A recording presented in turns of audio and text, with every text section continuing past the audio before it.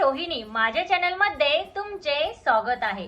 तर मैत्रिणींनो, आजचा हा व्हिडिओ खूपच खास असणार आहे 50शीतील महिलांसाठी। तर व्हिडिओ शेवटपर्यंत नक्की बघा। मला सगळ्यात पहिल्यांदा सांगायचं आहे की पैठणी ही साडी प्रत्येक महिलेला आवडते, राईट। अगदी कॉलेज गर्ल पासन तर एजेड लेडी पर्यंत पैठणी ही सगळ्यांचीच फेवरेट आहे।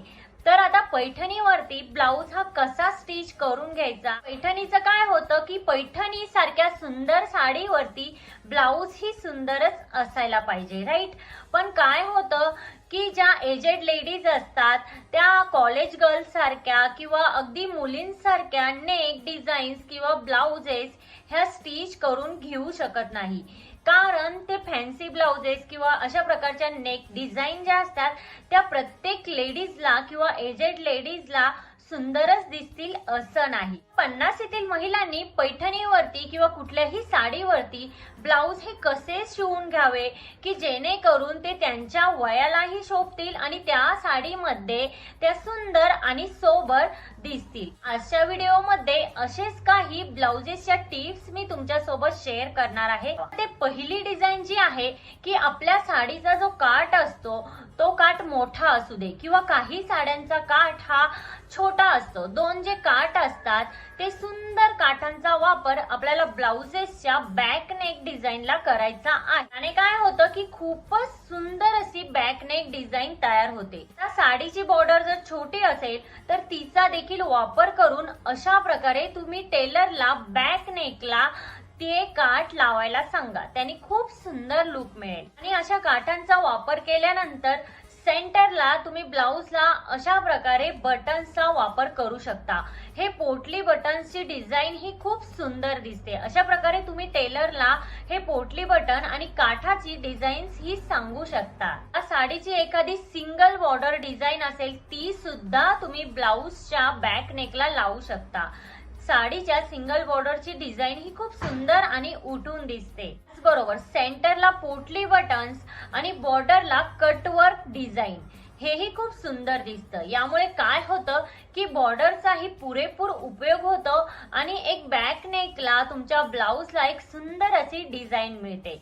आता नेक्स्ट जी डिझाईन आहे ती म्हणजे ब्लाउजचे जे काठ आहे त्याला अशा प्रकारे तुम्ही कटवर्क देऊन असे एका साइडने पोटली बटन्स हे लावू शकता।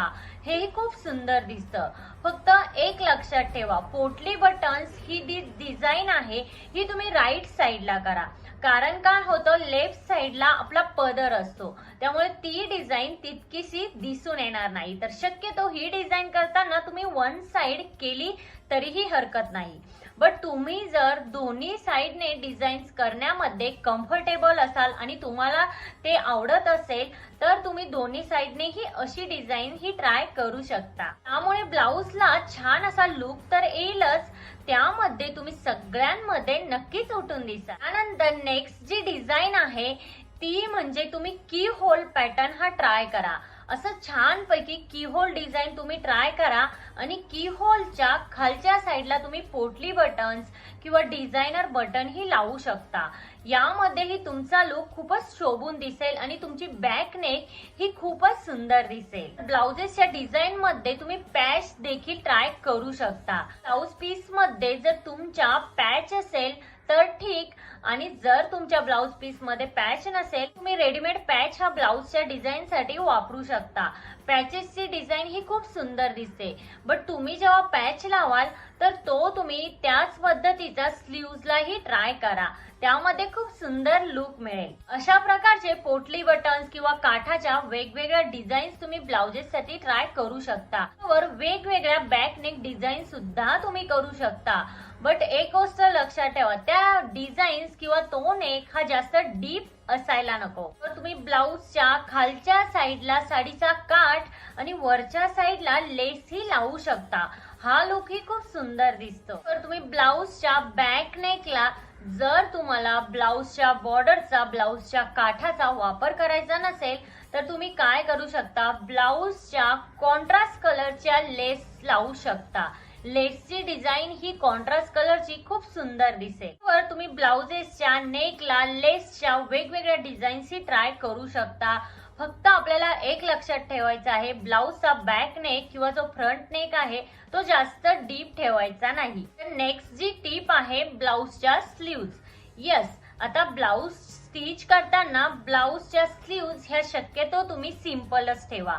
आता पैठणी साडी असेल, काठपदर साडी असेल, याचा काठ हा खूप जास्त इम्पॉर्टंट असतो किंवा काठामुळेच आपल्या ब्लाउजला किंवा साडीला एक वेगळ्या प्रकारचा लुक येतो, राईट.